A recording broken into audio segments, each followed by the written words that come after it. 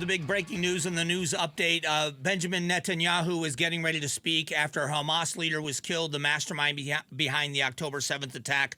We're going to talk at more great length about this. I want you to hear a little bit, though. I want to get to education if we have time, but I think on a world stage, this is the biggest thing since the killing of Osama bin Laden. I really think that this is the significance of one person. This guy was the mastermind behind October 7th. So here's Jeremy Diamond, CNN, talking about this confirmation. Well, Boris, this is an earth-shattering announcement from the Israeli military confirming that Yahya Sinwar, Hamas's leader, the mastermind of the October 7th attacks, has indeed been killed by the Israeli military in Gaza. His body has now been brought back to Israel, and the DNA testing confirming beyond a shadow of a doubt that it was indeed Sinwar.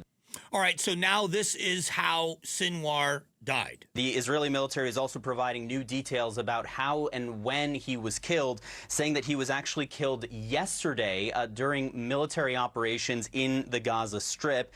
And we have learned, of course, from our sources as well, that this was not an intelligence-driven special operation that resulted in Sinwar being killed. Instead, it appears that infantry soldiers came upon a group of 3 militants in Gaza and fired a tank shell at them, and ultimately when they went and found the bodies in the rubble, they realized that one of them resembled Yahya Sinwar. So I want to go back over something with the October 7th attacks. When I talk about the significance of this loss being as big or the biggest thing since Osama bin Laden, we know what happened in the wake of 9/11. We can argue about the war. We can argue about where we went. It happened. It happened. But we know who the mastermind of 9/11 was.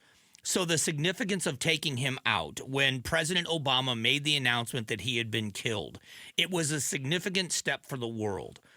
I was someone who was invited to watch the 47-minute video of the attacks on October 7th. Now, there have been multiple edits of this, and I really thought about not going. And the reason is I don't have a bloodlust, nor do I have this, I don't have that morbid curiosity about horrible death. But I talk about Israel quite a bit. I'm a huge supporter of Israel. And I wanted to see, I thought I needed to see what they had put together. We were told before the video was shown that there was a lot of respect paid to families that were victims.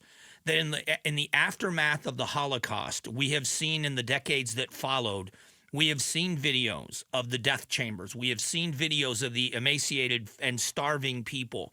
But it was long after those families had died, and it was years and decades after it had happened. This was just months after the attack. So what they left out was the brutal sexual assault of not just women but men, but brutal sexual assaults, the raping of people because they wanted to save the dignity of survivors and family members. But what I saw in that 47-minute video was not just brutality, it was joy in brutality. The people that were carrying out these attacks had body cam videos or cell phone videos or GoPros or whatever they used. And they were cheering as they murdered people, and not just murdering people, but mutilating people. And so I told some of these stories on the air because I thought it was important for context for you to understand the brutality of what happened that day. That there was, for all of the attacks on the Israelis and how they're responding in Gaza and about civilian deaths, there was no such thing as a civilian on October 7th.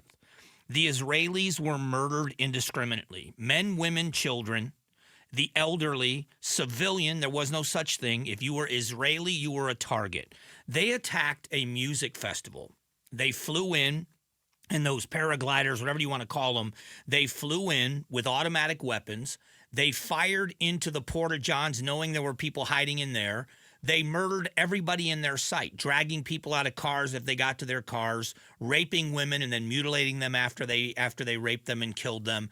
And all of this is on video. And while they are doing it, they are cheering like they're playing softball. There was a phone call that was translated, and we read the translation as it was a young man who had just murdered multiple Jews.